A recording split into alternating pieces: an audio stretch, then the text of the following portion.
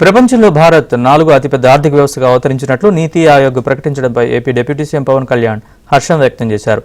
ఈ చారిత్రక విజయం ప్రధాని నరేంద్ర మోదీ దార్శనిక నాయకత్వానికి, ఎన్డీఏ ప్రభుత్వ ప్రగతిశీల పాలనకు నిదర్శనమని కొనియాడారు.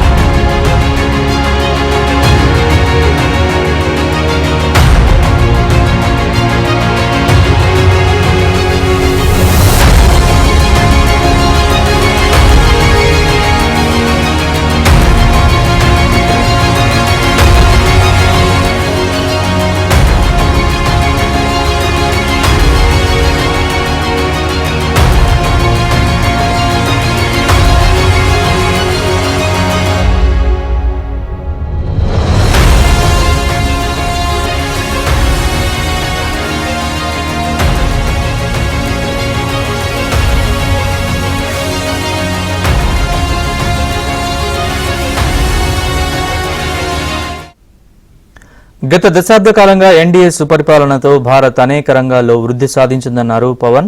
ఇది కేవలం ఆర్థిక విజయం మాత్రమే కాదు, ప్రపంచంలో నవభారత్కు పెరుగుతున్న ప్రాముఖ్యతను ప్రతిబింబిస్తోందన్నారు.